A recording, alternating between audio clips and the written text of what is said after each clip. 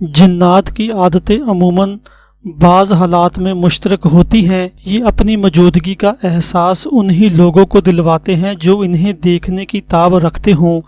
انہیں پتہ ہوتا ہے کہ اگر کسی بہت ہی کمزور دل کو دکھائی دے گئے تو وہ مر بھی سکتا ہے، اور جناتوں کے یہاں کسی انسان کو شرارتاً مار دینے کی سزا بہت سخت ہوتی ہے، اس لیے یہ کسی بھی گھر میں ہوں آسانی سے دکھائی نہیں دیتے۔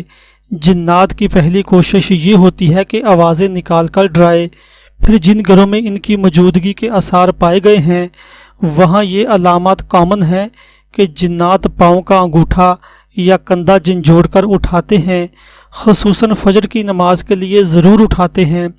آسیب زدہ گھروں کی سیڑھیاں، بالکونیاں یا صحن کے پچھلے حصے جناتوں کے پسندیدہ مسکن ہوتے ہیں۔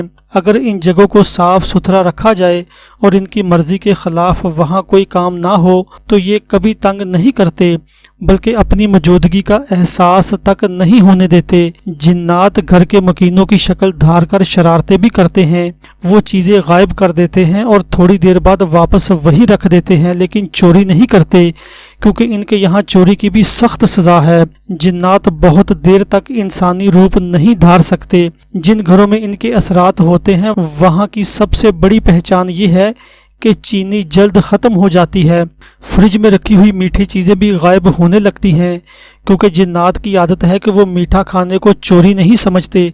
اگر آپ کو شک ہے کہ آپ کے گھر میں جنات ہیں تو نوٹ کیجئے گا کہ اول تو جس مرتبان میں چینی رکھی ہے وہ آپ کے استعمال کیے بغیر بھی روزانہ کم ہو رہی ہوگی۔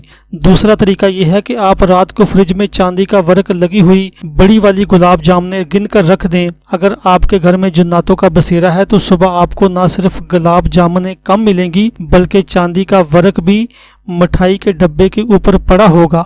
مٹھائی جنوں کی مرغوب غذا ہے۔ شہر میں روزانہ ٹنوں کے حساب سے مٹھائی بنتی ہے، لیکن اگر آپ غور کریں تو آپ نے سال میں بامشکل چند کلو مٹھائی خریدی ہوگی۔ پھر یہ مٹھائی کہاں جاتی ہے؟ دراصل اس مٹھائی کے اصل خریدار جن ہیں۔ یہ اپنی پسندیدہ دکانوں سے بہت بڑی تعداد میں مٹھائی خریدتے ہیں۔ دکانداروں کو پتہ ہوتا ہے کہ ان کا مخصوص گاہک کب اور کہاں سے آئے گا۔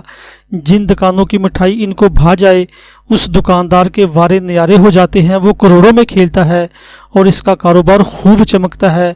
جنات رات گئے مٹھائی لینے آتے ہیں۔ انہوں نے اپنے چہروں کو سفید کپڑوں سے ڈھانپ رکھا ہوتا ہے۔ یہ بڑی مقدار میں مٹھائی خریدتے ہیں اور ان کی ایک خاص پہچان یہ بھی ہوتی ہے کہ یہ مٹھائی کے عوض کڑک نوٹ دکاندار کو دیتے ہیں۔ یہ صرف ایسی ہی دکانوں سے مٹھائی لیتے ہیں جہاں دیواروں پر اللہ اور اس کے رسول صلی اللہ علیہ وسلم کا نام تغروں کی شکل میں آویزہ ہو، مسجد نبوی اور خانہ کعبہ کی تصویریں آویزہ ہوں، دکاندار باریش ہو، اس نے ٹوپی لگائی ہو اور نماز روزے کا پابند ہو۔ آپ نے دیکھا ہوگا دیگر دکانداروں کے مقابلے میں مٹھائی والا خاموش طبع اور نسبتاً سنجیدہ ہوگا۔ اس کی وجہ یہ ہے کہ مٹھائی والے جنات کے براہ راست رابطے میں رہتا ہے۔ مٹھائی کی دکان کھولنے والے ہر شخص کی خواہش ہوتی ہے کہ اس کی مٹھائی ان کو بھا جائے، لیکن اس کے لیے کڑی شرائط ہیں۔ مال میں کھوٹ نہیں ہونا چاہیے، سودا کھرا ہونا چاہیے اور ایمانداری سے کاروبار ہونا چاہیے۔ میں نام لیے بغیر ایک مثال دیتا ہوں۔ ایک مٹھائی بہت مہنگی ہے، اس کا مزہ بھی بہت شاندار ہے، اس نے اپنی دکان پر خرچہ بھی بہت زیادہ کیا ہوا ہے، وہ مشہور بھی بہت ہے، لیکن اس کی وسیع و عریض جگ جگ کرتی دکان پر آپ کو گاہک نظر نہیں آئیں گے۔ اس کی وجہ یہ ہے کہ وہاں نہ تو دیواروں پر مسجد نبوی اور خانہ کعبہ کی تصاویر آویزہ ہیں اور نہ ہی آیات قرآنی کندہ ہیں۔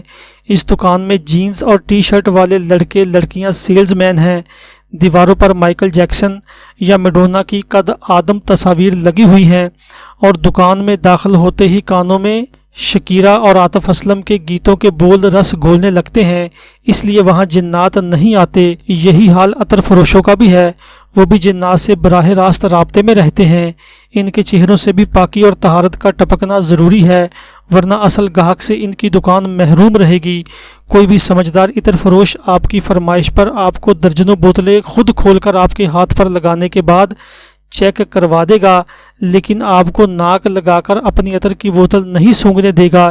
اس کی وجہ یہ ہے کہ جس عطر کی بوتل کو انسان سونگھ لے اسے جنات نہیں خریدتے۔ वीडियो अच्छी लगे तो चैनल को सब्सक्राइब करें ताकि मज़ीद अच्छी वीडियोस बनाने के लिए हमें हौसला अफजाई मिलती रहे।